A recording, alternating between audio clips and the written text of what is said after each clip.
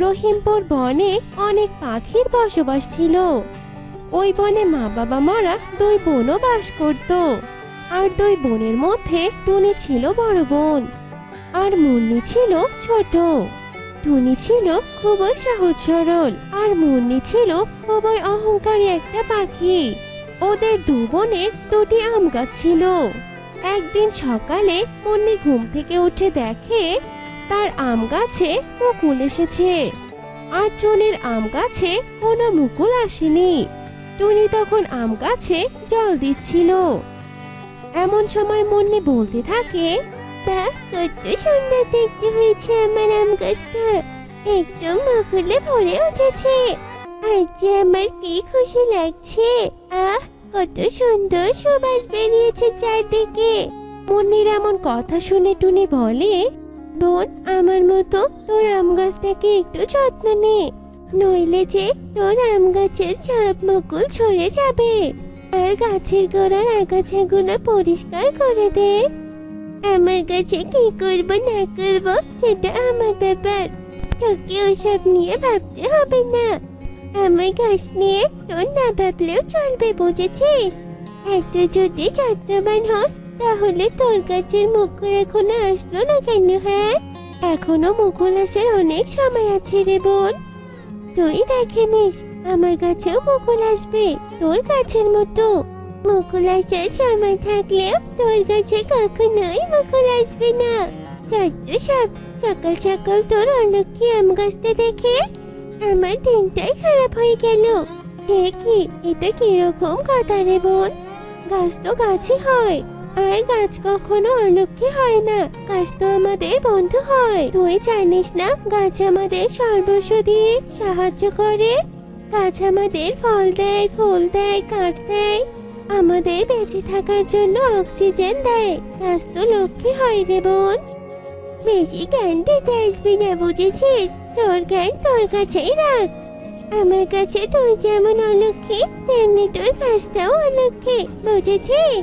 যত সব পণ্ডিত কথাকার। এই বলে মুন্নি ওখান থেকে চলে যায়। এভাবেই ওদের দু বোনের দিন চলতে থাকে। টুনির গাছটা একটু খাটো ছিল, আর মুন্নির আম গাছটা ছিল অনেক লম্বা। ওদের দু বোনের আম গাছই পাশাপাশি ছিল। কয়েকদিনের মধ্যে টুনির আম গাছের মতো মুন্নির আম গাছেও মুকুল আসে। দুই গাছের মুকুলের গন্ধে চারিদিক মোমো করতে থাকে। টুনি তো এই দেখে তার গাছের যত্ন আরো বেশি করে বাড়িয়ে দেয়। এক পর্যায়ে দুজনেরই গাছে অনেক সুন্দর আম ধরে। একদিন টুনি মুন্নিকে বলে, বোন, এই বোন, দেখ, আমার গাছেও তোর গাছের মতো আম ধরেছে। আমাদের গাছের আম পাকলে আমরা দু বোন একসাথে আম বিক্রি করব, আর অনেক মজাও হবে। তোর গাছের আম তুই বিক্রি করবি, আর আমি আমার গাছের আম বিক্রি করব। কেন রে তুই সবসময় তোকে আমার সাথে চড়াস বলতো? আজ তোকে পরিষ্কার করে একটা কথা বলে দিচ্ছি, তুই তোর ফালতু জিনিস নিয়ে আমার সাথে তুলনা করবি না। যাই তো সব, যা। এই বোন, শোন, তোর কাছে একটু জল দিয়ে যা, যাতে করে তোর আমগুলো তাড়াতাড়ি পাকে। যা, চলেই গেল। এই যে এত রাগ আর অহংকার কি করে হলো আমি বুঝতেই পারছি না। হে উপরওয়ালা, তুমি আমার বোনকে আমার মতো করে দাও। বেশ কিছুদিন পর মুন্নির গাছের আমগুলো পাকতে শুরু করে। এই দেখে মুন্নির অহংকার আর খুশির যেন শেষ নেই। আর মুন্নি টুনিকে বলতে থাকে, দেখ দেখ, আমি কি এমনি বলেছিলাম তোকে যে তোর গাছটা একটা অলক্ষী? দেখ, আমার গাছের আম পেকেছে, আর তোর গাছের আমগুলো এখনো কাঁচা আছে। দেখ, আমার আম গাছের আমগুলো কত সুন্দর দেখাচ্ছে, আর তোর আমগুলোকে দেখতে কেমন কুচিত কুচিত লাগছে। ছি! মুন্নি রোজ রোজ এসব কথা বলে টুনিকে অপমান করে। মুন্নি তার গাছে সুস্বাদু পাকা আম বাজারে বিক্রি করে, আর অনেক ধনী হতে থাকে। বনের সব পাখি মুন্নির গাছের পাকা আমের অনেক প্রশংসা করে। এভাবে বেশ কিছুদিন কেটে যায়, তবুও টুনির গাছের আম পাকে না। একদিন টুনি সকালে তার আম গাছে জল দিচ্ছিল। এমন সময় টুনি মনে মনে বলে, শুধু আমার গাছে প্রতিদিন পানি দেই, চাই একটু বনের গাছেও আজকে পানি দেই, যাতে ওর আমগুলো সুন্দর আর আরো মিষ্টি হয়। এই বলে টুনি যেই না মুন্নির পাকা আম গাছে জল দিতে যায়, তখনই সেখানে মুন্নি চলে আসে। আর মুন্নি টুনিকে তার পাকা আমের গাছের গোড়ায় দেখে বলতে থাকে, এই চল, তুই আমার গাছের পাশে কি করছিস? হ্যাঁ, আমার পাকা আম দেখে তোর হিংসে হয় তাই না?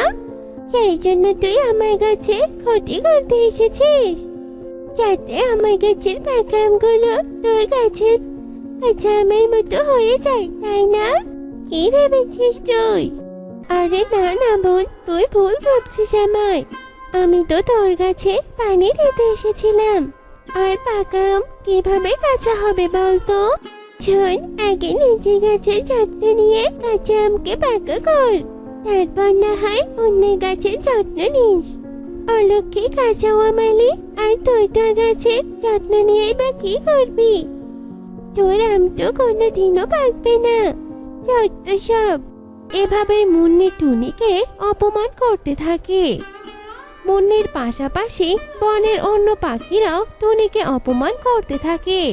টুনি মুখ বুঝে তার সব কিছু সহ্য করে। একদিন টুনির গাছের কাঁচা আম পাকা আমকে বলে, বন্ধু পাকা আম, তোমরা তোমার মালিকদেরকে একটু অহংকার করতে বারণ করো না। তোমরা তো জানো যে অহংকার করা ভালো নয়। এই কুচ্ছিত কাঁচা আম, তুই আমাদেরকে বন্ধু বলছিস কেন? তোদের মতো কাঁচা আমের বন্ধু হতে আমাদের বয়েই গেছে। এই কাঁচা আম, বলতো আমরা তোর কোন দিক দিয়ে বন্ধু হই বলতো? আমাদের গায়ের রং কত সুন্দর, আমাদের গা থেকে কত সুন্দর মিষ্টি ঘ্রাণ আসে, আর তোদের গা থেকে কেমন গন্ধ আসে। ছি, একদম ভালো লাগে না। আমাদের সাথে তোর কোনো তুলনাই চলে না। সুন্দর চেহারা দেখে কখনো অহংকার করো না পাকা আম। আজ আমরা কাঁচা আছি, কিন্তু কাল তো ঠিকই পাকবো। শোনো কথা, পাকা আম নাকি এই বুড়ো বয়সে আরো সুন্দর হবে। হাসি পাচ্ছে, তোরা কোনো দিন সুন্দর হতে পারবি না কাঁচা আম। এমন সময় শালিক উড়ে এসে কাঁচা আমের ডালে বসে। শালিককে কাঁচা আমের ডালে বসতে দেখে পাকা আম বলে ওঠে, এই যে পাখি, তুমি এই কুচ্ছিত কাঁচা আমের ডালে বসো না, তাহলে তুমিও কুচ্ছিত হয়ে যাবে। তুমি আমাদের ডালে এসে বসো আর আমাদের সুঘ্রাণ নাও। ঠিকই তো, আমি এই অলক্ষী কাঁচা আমের ডালে কি করছি? ছি ছি, আগে জানলে কখনোই বসতাম না।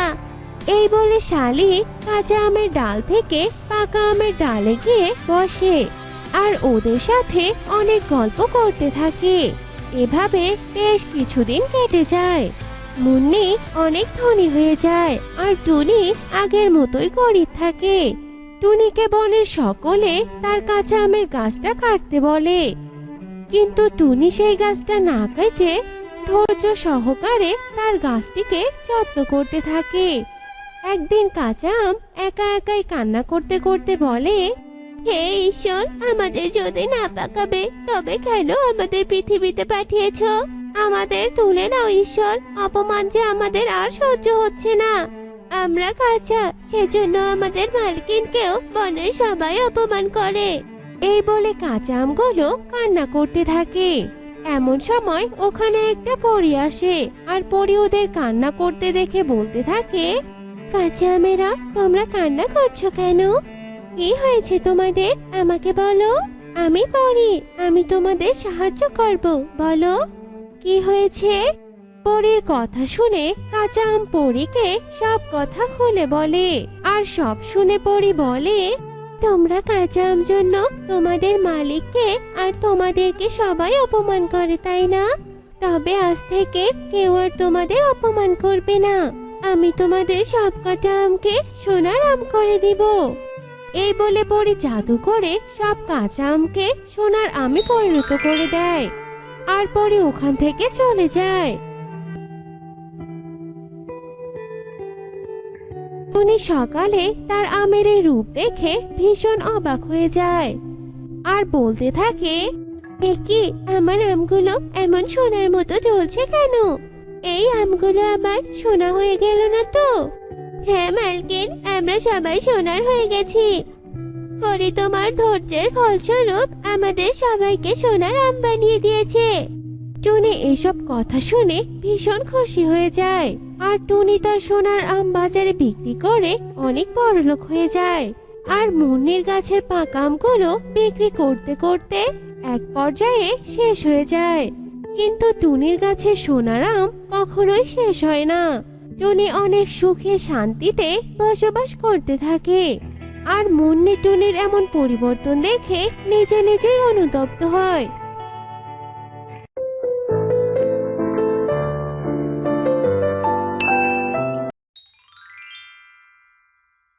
টোনা, চলো না আজ একটু উত্তরের জঙ্গল থেকে ঘুরে আসি। সবার কাছে শুনেছি উত্তরের জঙ্গলে নাকি অনেক সুন্দর সুন্দর জায়গা আছে। সেই জায়গাগুলোতে যদি কেউ একবার যায় সে অনেক মুগ্ধ হয়ে যায়, জানো। আজ আমার অফিসে কাজ পড়ে আছে, আমি সেগুলো করে তারপর না হয় তোমাকে নিয়ে বের হব। আচ্ছা আচ্ছা, ঠিক আছে, তবে তাড়াতাড়ি আসবে কিন্তু। আচ্ছা ঠিক আছে। টোনা তো অফিসে চলে গেল, আমি বরং সেই সুযোগে আমার বাড়ির সবগুলো কাজ করে নেই। টুনি ঘরে সব কাজ করে তৈরি হয়ে যায়। এদিকে বিকেল হয়ে আসে আর টোনাও বাড়িতে চলে আসে আর টুনিকে নিয়ে উত্তরের বনের দিকে যায়। হঠাৎ করে রাস্তার মাঝে টুনি থমকে দাঁড়ায়। টুনি, তুমি এভাবে দাঁড়িয়ে পড়লে কেন? তোমার কি শরীর খারাপ লাগছে নাকি? না টোনা, আমার শরীর ঠিক আছে। এখানে কেন জানি একটা রহস্যের গন্ধ পাচ্ছি। এই রাস্তায় রাত হলে কোনো না কোনো ঘটনা ঘটে গো। কেমন জানি গা ছমছমে ভাব। হলো, শুরু হয়ে গেল তোমার সেই আগের মতো দৈববাণী করা। ছাড়ো তো এসব দৈববাণী। তুমি কি এসব আগে থেকেই জানো নাকি? চলো তো এখন আমরা ঘুরতে যাই। কি বিপদ হবে না হবে সেটাই আগে থেকেই টের পাচ্ছে। তুমি যাই বলো না কেন, এই রাস্তায় এসে আমার মনটা কেন জানি কু ডাকছে। ওসব তুমি না হয় পরে ভেবো, এখন চলো তো, রাত হয়ে যাচ্ছে। চলো। ওয়াও, জায়গাটা কত সুন্দর। আমি যদি এখানে একেবারের মতো থাকতে পারতাম তাহলে কত ভালোই না হতো। সারাদিন না খেয়ে শুধু হাওয়া খেয়ে বেঁচে থাকতাম। আমার জায়গাটা খুব পছন্দ হয়েছে। কি সুন্দর হিমেল হাওয়া। হ্যাঁ হ্যাঁ, হাওয়া খেয়ে পেট ফুলে প্যারাশুটের মতো ভাসতে হবে, বুঝতে পেরেছো? আর শোনো, ফুল নদী পাহাড় সবটাই তো দেখা হলো। এবার চলো আমরা বাড়িতে ফিরে যাই, রাত হয়ে যাচ্ছে যে। দেখো না, সন্ধ্যা নেমে আসবে আবার। হ্যাঁ টোনা, চলো চলো, সত্যি যে সন্ধে হয়ে যাচ্ছে। উফ, আর হাঁটতে ইচ্ছে করছে না।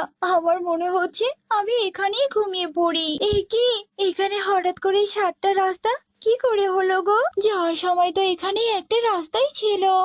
আমিও তো কিছুই বুঝতে পারছি না, এখন আমরা কোন রাস্তা দিয়ে যাব বলো তো?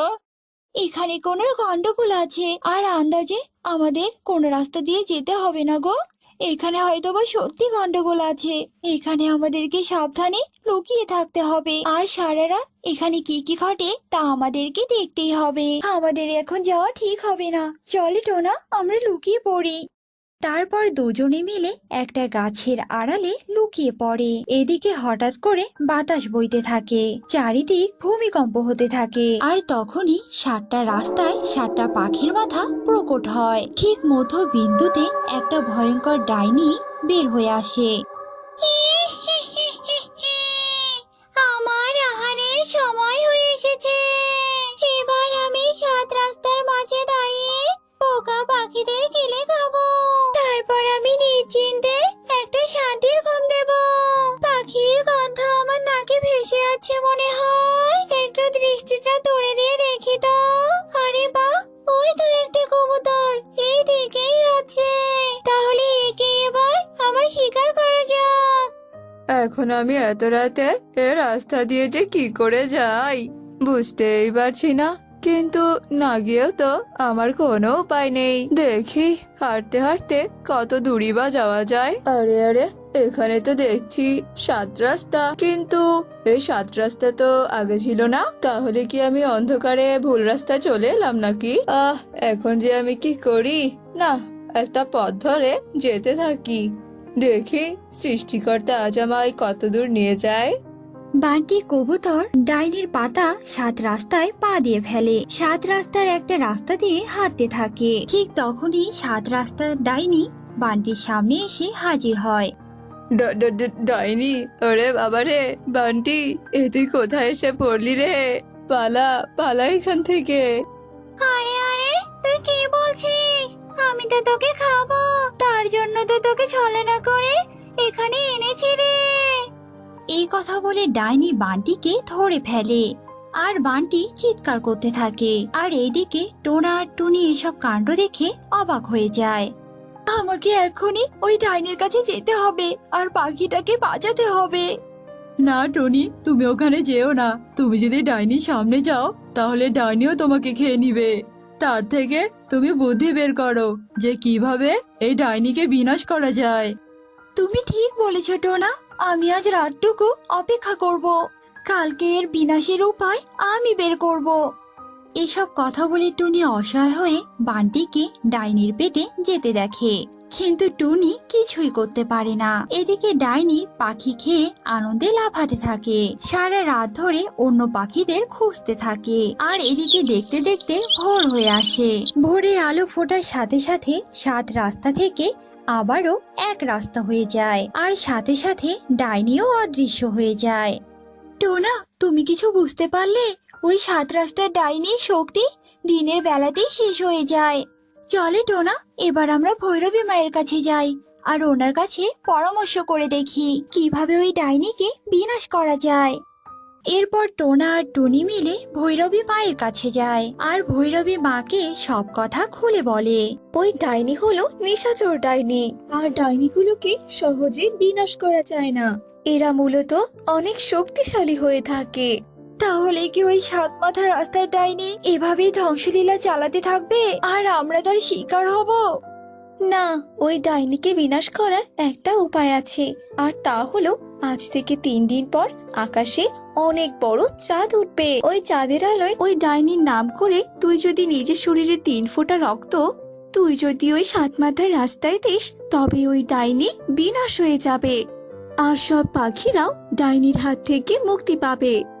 ভৈরবী মায়ের কথা মতো টুনি 3 দিন অপেক্ষা করতে থাকে, আর এই 3 দিনই ডাইনি অনেক পাখির প্রাণ নিয়ে নেয়। এরপর দেখতে দেখতে 3 দিন কেটে যায়। তৃতীয় রাত্রে আকাশে অনেক বড় একটা চাঁদ ওঠে, আর টুনি 7 মাথার রাস্তায় এসে দাঁড়ায়।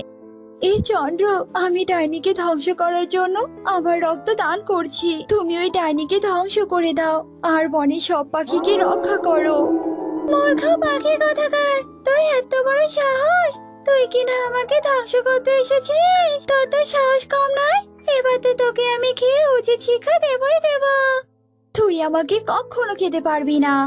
টুনির কথা শেষ হতে না হতে ডাইনি টুনিকে থাবা দেয়। তখনই টুনি শরীর কেটে শরীরের রক্ত 7 মাথার রাস্তায় পড়ে। সাথে সাথে ডাইনির শরীরে আগুন লেগে যায়। বাঁচাও! কে কোথায় আছো? আমাকে বাঁচাও! দেখলি তো ডাইনি, নিজের ফাঁদে নিজে কেমন পড়লি। এবার বোঝ মজাটা। এরপর ডাইনি ভস্ম হয়ে যায়, আর 7 মাথার রাস্তা অদৃশ্য হয়ে আগের মতো এক রাস্তা হয়ে যায়। এরপর থেকে জঙ্গলের পাখিরা আগের মতোই সুখে শান্তিতে দিন কাটাতে থাকে। একদিন এক কালো কাক কাদা মাখা শরীর নিয়ে রাস্তা দিয়ে হাঁটছিল আর বলছিল, উফ বাবা, কখন থেকে হাঁটছি আর হাঁটছি, পথ যেন তবুও শেষ হচ্ছে না। মাঝপথে কেন যে গাড়িটা নষ্ট হয়ে গেল, আর তখনই কাদায় আটকে গিয়ে পিছলে পড়ে গেলাম। ইস, আমার পুরো শরীরটাই কাদায় লেপ্টে গেছে। কালো কাক এসব বলছিল আর হাঁটছিল। হাঁটতে হাঁটতে কালো কাক ভীষণ ক্লান্ত হয়ে পড়ে। হঠাৎ কালো কাকের সামনে একটি আম গাছ পড়ে যায়। না বাপু, আর হাঁটতে পারছি না। ওই তো একটা আম গাছ দেখা যাচ্ছে, যাই ওখানে গিয়ে একটু বিশ্রাম নেই, তারপর না হয় আবার যাওয়া যাবে। অনেকটা পথ যেতে হবে। এই বলে কালু আম গাছের নিচে বসে পড়ে। আর কালু এতটাই ক্লান্ত ছিল যে যে সে বসতে না বসতেই সেখানেই ঘুমিয়ে যায়। কিছুক্ষণ পর ওই আম গাছ থেকে একটা আম কালুর মাথায় পড়ে, আর সঙ্গে সঙ্গে কালুর ঘুম ভেঙে যায়। বাবা, মাথায় যে বড্ড ব্যথা পেলাম। এটা আমি কি দেখছি? এটা তো একটা সোনার আম, কিন্তু এই আম গাছে তো কোনো সোনার আম নেই, সবই তো স্বাভাবিক আম দেখছি। তাহলে এই সোনার আম কোথা থেকে এলো? কালু যখন এসব বলছিল তখনই আম গাছ কথা বলে ওঠে। আমি গো, আমি তোমায় সোনার আমটা দিয়েছি। আম গাছকে কথা বলতে দেখে তো কালু একদম অবাক হয়ে যায়। কি, তুমি তো একটা গাছ, আর গাছ হয়ে তুমি কিভাবে কথা বলছো? আসলে আমি একটা জাদুই আম গাছ, আর আমি তাই কথা বলতে পারছি। আর তুমি আমাকে দেখে ভয় পেও না। ও আচ্ছা, কিন্তু তুমি আমাকে এই সোনার আমটা কেন দিয়েছো বলো তো? আসলে এক তান্ত্রিক আমাকে তার মায়া শক্তি দ্বারা আবদ্ধ করে রেখেছে, কারণ তান্ত্রিক আমার জাদু শক্তি কেড়ে নিতে চায়। কিন্তু আমি ওই মায়াজাল থেকে মুক্তির জন্য এক সাধু বাবার কাছ থেকে পরামর্শ নিয়েছিলাম। তিনি বলেছেন আমি যদি কোনো সৎ পাখিকে এই জাদুর সোনার আম দিয়ে সাহায্য করি, আর ওই পাখি যদি এই সোনার আম দিয়ে সমাজের অসহায় দরিদ্র পাখিদের সাহায্য করতে পারে, তবেই আমি নাকি এই মায়া শক্তির জাল থেকে মুক্তি পাবো। আর তোমাকে দেখে আমার সৎ পাখি মনে হয়েছে, তাই এই আমটা আমি তোমাকে দিলাম। আম গাছের মুখে এমন কথা শুনে কালু কাকের মনে লোভ জন্মায়, আর সে মনে মনে ভাবে, আরে আরে, এ তো দেখছি মেঘনা চাইতেই জল। এই গাছটা তো আমাকে সৎ পাখি মনে করেছে। যাক, ভালোই হয়েছে, এই সুযোগটাকে কাজে লাগাতে হবে। এই গাছের কাছে নিজেকে ভালো পাখি প্রমাণ করতে হবে, তবে অনেক সোনার আম পাবো আর অনেক বড়লোক হয়ে যাব। কালু এসব মনে মনে ভাবছিল আর হাসছিল। আর অন্যদিকে, কি হলো পাখি, তুমি এত কি ভাবছো? তুমি কি আমার কথায় রাজি আছো? বলো, তুমি কি এই সোনার আম ভালো কাজে ব্যবহার করবে? বলো বলো আমাকে। হ্যাঁ হ্যাঁ, নিশ্চয়, আমি এই সোনার আম ভালো কাজে ব্যবহার করব। আমাদের বনের অসহায় পাখিদের সাহায্য করব। কিন্তু আম গাছ, এই একটা আম দিয়ে তো আমি সামান্য কিছু টাকা পাবো। তুমি বরং আমাকে আর কয়েকটা সোনার আম দাও, যাতে করে সেগুলো বিক্রি করে আমি অনেক টাকা পাই, আর সেসব টাকা ভালো কাজে বেশি বেশি করে ব্যবহার করতে পারি। কালু কাকের কথা শুনে আম গাছ ভীষণ খুশি হয়, আর আরো কয়েকটা সোনার আম দেয়। কালু সেসব সোনার আম নিয়ে বাড়িতে চলে আসে, আর তার স্ত্রী কাকলি কাককে সব ঘটনা খুলে বলে। সব শুনে কাকলি বলে, ও মা গো মা, এসব তো ভালো কথা কালু। তুমি যদি এই সোনার আমগুলো বিক্রি করো, আর তুমি তো অনেক টাকা পাবে, আর সেসব টাকা তুমি সমাজে ভালো কাজে ব্যবহার করবে। তাহলে তো সমাজ সেবাও হবে, আর ওই জাদুর আম গাছটাও মায়াজাল থেকে মুক্তি পাবে। চুপ করো তো কাকলি। শোনো, ওসব সোনার আম বিক্রি করলে আমি অনেক টাকা পাবো, আর আমরা অনেক ধনী হয়ে যাব। অযথা বনের পাখিদের সাহায্য করে কি লাভ বলো তো? আমি কাউকেই সাহায্য করব না। শোনো যজ্ঞ, এত লোভ কিন্তু ভালো নয়। পরবর্তীতে আবার তোমার এই লোভের কারণে যেন পস্তাতে না হয়। শোনো কাকলি, এত জ্ঞান দিও না তো। তোমার এসব জ্ঞান শুনতে আমার একদম ভালো লাগছে না। এখন যাও তো বাবু এখান থেকে, আমাকে তাড়াতাড়ি খেতে দাও, আমার বড্ড খিদে পেয়েছে। ফ্রেশ হয়ে আসছি। এসব বলে কালু ফ্রেশ হয়ে আসে আর খাবার খেতে শুরু করে। খাবার খাওয়া শেষ হলে সেসব সোনার আম নিয়ে কালু বাজারে যায়। সোনার আম বিক্রি করে কালু অনেক টাকা পায়, কিন্তু কালু সেসব টাকা অন্যদের সাহায্য না করে নিজের কাছেই রেখে দেয়। এভাবেই কালু কয়েকদিন পর পর সেই আম গাছের কাছে যেত, আর মিথ্যে মিথ্যে পাখিদের সাহায্য করার নাম করে জাদুই আম গাছের কাছ থেকে সোনার আম নিয়ে আসতো। আর কিছুদিনের মধ্যে কালু অনেক বড় লোক হয়ে যায়, বাড়ি গাড়ি সব কিছু কেনে, আর কাকলিকে গহনাও বানিয়ে দেয়। কিন্তু কালু কাকের লোভ কখনো কমেনি। সে আবারও সেই আম গাছের কাছে যায়, আর আম গাছকে গিয়ে বলে, আম গাছ, তুমি আমাকে এতদিন যা আম দিয়েছিলে সেগুলো আমি বনের সব অসহায় পাখিদের মাঝে দান করে দিয়েছি। আমি অনেক ভালো কাজ করেছি জানো। এখন তো আরো সোনার আম লাগবে গো, তাই বলি কি, তুমি আজ আমাকে আরো 500 সোনার আম দাও, তাহলে আর বারবার তোমার কাছে আসতে হবে না, আর সময়ও বেঁচে যাবে। বলো। চুপ কর বেঈমান লোভী কাক, তোকে আর আমি কখনো একটাও সোনার আম দেব না। সোনারাম তো দূরে থাক, তুই আমার কাছ থেকে একটা পচা আমও আর পাবি না, বুঝেছিস? তুই আমার সাথে বিশ্বাসঘাতকতা করেছিস। এই সোনার আমগুলো তুই কোনো ভালো কাজে ব্যবহার করিসনি, তাই তো আমার মায়া শক্তির জাল এখনো কাটেনি। তুই এসব নিজেই আত্মসাৎ করেছিস, তাই না? না না আম গাছ, তুমি ভুল ভাবছো। আমি সত্যি এই সোনারাম দিয়ে বনের পাখিদের সাহায্য করেছি, বিশ্বাস করো। দেখো, তুমি যদি আমায় আম না দাও তাহলে আমি বনের মোড়ল মশাইয়ের কাছে বিচার দেব, এই আমি বলে দিলাম। শয়তান কাক, তুই আমার কি বিচার দিবি? তার আগে এই আম গাছ তোর বিচার করবে। আমি তোকে অভিশাপ দিলাম, তুই সব হারিয়ে একেবারে নিঃস্ব হয়ে যাবি, ধ্বংস হয়ে যাবি তুই। কালু কাক আর কোনো কথা না বাড়িয়ে সেখান থেকে চলে যায়। আর এদিকে এক টোনা মন খারাপ করে সেই গাছের নিচ দিয়েই যাচ্ছিল। টোনা আম গাছের গোড়ায় বসে কাঁদতে থাকে আর বলতে থাকে, হায় ঈশ্বর, আমি এখন কি করব? আমার কাছে তো কোনো টাকাও নেই। বাবা, আমি মনে হয় তোমার ইচ্ছেটা আর পূরণ করতে পারবো না বাবা, আমাকে তুমি ক্ষমা করে দিও বাবা। এসব কথা বলে টোনা অনেক কাঁদতে থাকে। টোনার এসব কথা শুনে আম গাছ কথা বলে ওঠে, এই যে পাখি, এই যে, তুমি কাঁদছো কেন? বলো তো আমাকে, কি হয়েছে তোমার? আমি আর কি বলবো তোমাকে, বলো। আমার বাবার অনেক দিনের স্বপ্ন যে তার ছেলে ডাক্তারি পাশ করে বনে একটা হাসপাতাল দেবে, যেখানে বনের সব অসহায় গরিব পাখিরা বিনামূল্যে চিকিৎসা পাবে। কিন্তু বাবা তো আর বেঁচে নেই। আমি তো ডাক্তারি পাশ করেছি, আমার কাছে কোনো টাকা নেই যে বনে একটা হাসপাতাল দেব, তাই মনের দুঃখে কাঁদছি গো। এসব কথা শুনে আম গাছ মনে মনে ভাবতে থাকে, আজকে পেয়েছি আসল সৎ পাখিকে। এই সৎ পাখিকে সাহায্য করলেই আমি আমার মায়াজাল থেকে মুক্তি পেয়ে যাব। আচ্ছা পাখি, তুমি কোনো চিন্তা করো না, আমি তোমাকে হাসপাতাল বানাতে সাহায্য করব গো। এই বলে আম গাছ টোনার সামনে কয়েকটা সোনার আম ফেলে দেয়। আর সেসব আম পেয়ে টোনা ভীষণ খুশি হয় আর আম গাছকে ধন্যবাদ জানিয়ে সেখান থেকে চলে যায়। অন্যদিকে কালু কাকের তো করুণ অবস্থা। হায় হায় রে, এখন আমার কি হবে? কেন যে আমি এতগুলো টাকা ঋণ নিলাম, কে জানে? এখন তো পাওনাদাররা আমাদের বাড়ি ছাড়া করবে গো গিন্নি। আম গাছও তো বলেছে আমাকে আর সাহায্য করবে না। কালু, তুমি কোনো চিন্তা করো না, আমি কিছু সোনার আম তোমার আড়ালে লুকিয়ে রেখেছিলাম, তুমি না হয় সেসব বিক্রি করে পাওনাদারদের সব টাকা শোধ করে দাও। এ কথা বলে কাকলি আলমারিতে লুকিয়ে রাখা সোনার আমগুলো নিয়ে আসে। আর তা দেখে তো কালু ভীষণ অবাক হয়ে যায়। এ কি কাকলি, এই সোনার আমগুলো পচে গেল কি করে? হ্যাঁ, ছি ছি ছি, কি দুর্গন্ধ বের হচ্ছে। হায় হায় হায় রে, এটাই বুঝি আমার লোভের প্রাপ্য। আম গাছ আমার বিচার করেছে গো, বিচার করেছে। আম গাছের বিচারে আজ আমি ধ্বংস হয়ে গেলাম।